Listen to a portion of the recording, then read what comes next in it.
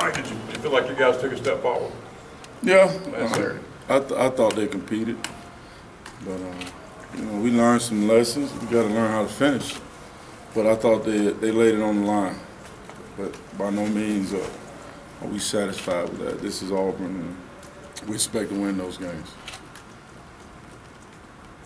I guess into a bye week now, where do you feel like you guys have improved the most from week 1 to week now? The guys are, in every aspect of it, just understanding the game and, playing the defense that's actually being called and understanding what's required of that defense. They're getting a better understanding of what's required, and they're playing with passion. And they played last Saturday like the game meant something to them. And we was excited to see that, and we've been preaching that. And that's what's expected here. Playing with passion here at Auburn is not something that just started. It's something that's required here at Auburn. It's been here when I was here. It's been here before I was here. It's going to be here when I'm gone. That's just the Auburn way. And I thought our kids played Auburn football, but we just didn't finish the game. And Auburn football finishes games. Had that been something that in the first 3 games you felt at times they were inconsistent with playing at that time? You know what? I thought at times we did, but I didn't think we played the whole game like that way.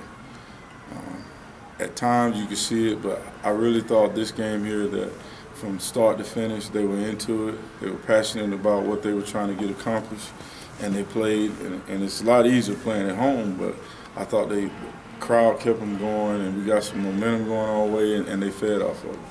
But they really competed, and it was exciting to see, and we just got to build on that. By no means are we satisfied with a 2-game loss. No matter if it's 2 or 50, it's still a loss. And we got to learn how to pull that game out. Who was your most productive lineman? You know what?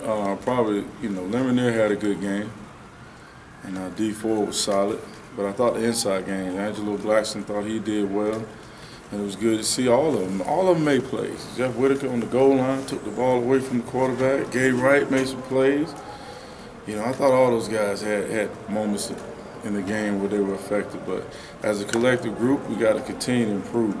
This week is just one of those weeks we can work on some techniques and get them healthy and come back and get ready for a game, probably one of the biggest games of the year because it's the next one. Mike, guy who played a little bit last year, hadn't really played yet, Sigler. Right. And how's he doing? And then Delaney, another guy who got Sigler is still really a young guy, and right now he's just behind those guys inside. He's just probably the 5th guy, but like I tell them all the time, every day and every week you compete for playing time, and what they got to understand, you earn that in practice. Our biggest motto, you get what you earn, and right now, he hasn't earned it, but he's working toward it, and hopefully he'll work. And hopefully this week we can get him a few reps and he could just continue to build all that. We're still evaluating. We're still trying to get guys on the field. And we're still trying to teach guys our defense. And there is room for him, but he's going to have to earn it. How about Justin? Right now Justin coming off an injury, and that's probably one of the deepest positions we have at the defensive end. And like I tell them all, you never know when your time will come. And right now, he's just a guy that's young, and he's going to have to work to get in the rotation. It's some guys ahead of him that's played a lot of ball. He will have a career here, and his time will come, but right now it's just not his time right now. You mentioned 5 guys on the defensive line that, just by name, specifically looked good Saturday. 3 tackles, 2 wins. Are those the guys that going out of this bye week really feel like you can rely on week in, week out? You know what? I think, those are guys that make plays Saturday. But you also got Nosa play some, and you got Craig, and those guys are all competing. They played Saturday, and those guys just came to mind off the top. But you got other guys trying to compete. You got Nosa and Craig, and you also got Gabe Wright, and you got Angelo, and all those guys trying to compete. So those guys just came off the top, but. We want to go into the game at least try to play 8, maybe 9, 10 D linemen, but sometimes it just don't work out. We got into a flow Saturday with some 3-and-outs, and I was trying to roll them, but the guys that were where the first team they were rested because it was 3 and out. They hadn't played a lot of plays, and you can go more plays with them. But we're gonna need all those guys for the year over with. That's why you continue to develop them, and you continue to work them, and you continue to bring the guys that's maybe not playing as much. You got to bring them along because sooner or later, Sigler gonna pop up. And Nosa Igwe gonna pop up. Those guys just gonna continue to, SEC is a long season, so we're gonna need them all. How's Darius done that kind of hybrid role he's been playing? You know what? Ladarius is a guy that, he's played well at times. He has to be more consistent, and I think he understands that. And right now, he's a guy that shows flash and he kind of disappears. But he's working. Actually, he's working. He stayed late after practice today, and he's a guy that hasn't touched the surface of what he can do. And he's just a guy that just continue to work. I'm not down on him. He's just one of those guys that, it was one of those games I couldn't get him a lot of reps, and but we're counting on him. We're counting on him somewhere along the way. And this week will be a good week. They're gonna throw the ball. They're gonna run it. Quarterback Tyler Wilson, he's going to throw it a lot, and Elo will be a guy that's going to be big into our game plan.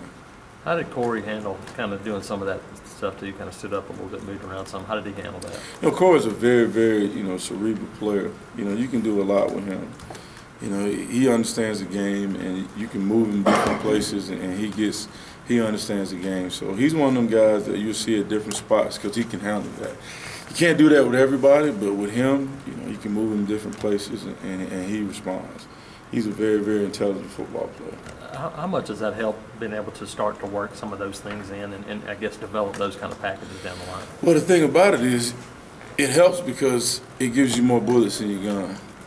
Right now, with the defense we're playing, we need those things to go against some of the teams that's really got great offenses. We need to give them different looks, and with those guys being as smart as they are and we can move them around, we can still do our job, it gives us an advantage because we can just throw different looks at them and really not get too much far away from our package.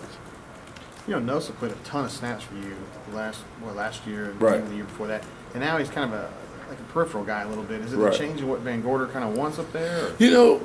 Not necessarily. One thing you forget about Nosa, those guys that's playing ahead of him right now, those guys went through spring.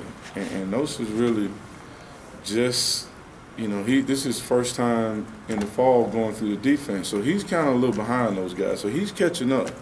And like what you forget, Nosa played a lot of football here at Auburn. And the longer it goes, the better he'll get.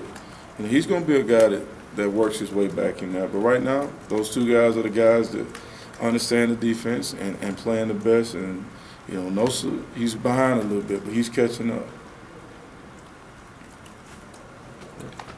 Thanks, Mike. Appreciate it. All right. All righty.